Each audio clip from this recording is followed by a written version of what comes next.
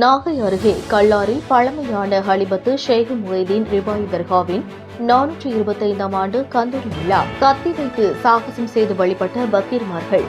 சந்தனக்கூடு ஊர்வலத்தில் தமிழகம் முழுவதும் இருந்து ஆயிரக்கணக்கானோர் பங்கேற்பு.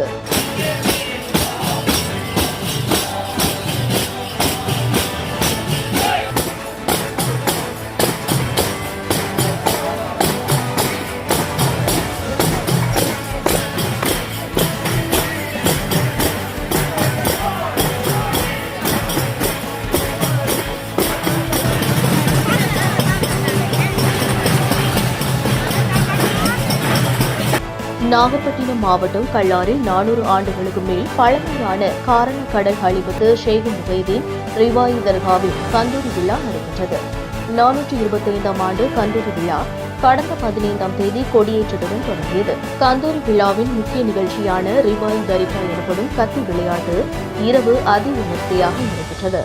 மத நல்லிணக்கத்திற்கு எடுத்துக்காட்டாக அக்கரைப்பேட்டை, கல்லார், கீச்சாங்குப்பம் மீனவ கிராம பஞ்சாயத்தார்கள் கந்தூரி விழாவிற்கு தலைமை வகித்தனர். விழாவில் நாகூர் ஆண்டவரின் சீடர்களான பக்கீர்மார்கள் கூரிய கத்தி உள்ளிட்ட பொருட்களை கொண்டு உடலில் தங்களை தாங்களே வருத்திக் கொண்டு சாகசங்கள் செய்து வழிபாடு நடத்தினர்.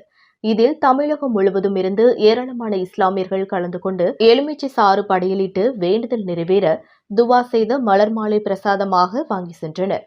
அதனைத் தொடர்ந்து சந்தனக்கூடு ஊர்வலம் அதிகாலை நடைபெற்றது. மின் விளக்குகளால் அலங்கரிக்கப்பட்ட சந்தனக்கூடு முக்கிய வீதிகள் வழியாக ஊர்வலமாக எடுத்து வரப்பட்டு அதிகாலை ஹலிபத்து ஷேக் முஹைதீன் ரிபாய் நினைவிடத்தில் சந்தனம் பூசும் வைபோகம் நடைபெற்றது. இதில் தமிழகம் முழுவதும் இருந்து ஆயிரக்கணக்கான இஸ்லாமியர்கள் கலந்து கொண்டு துவா செய்தனர்.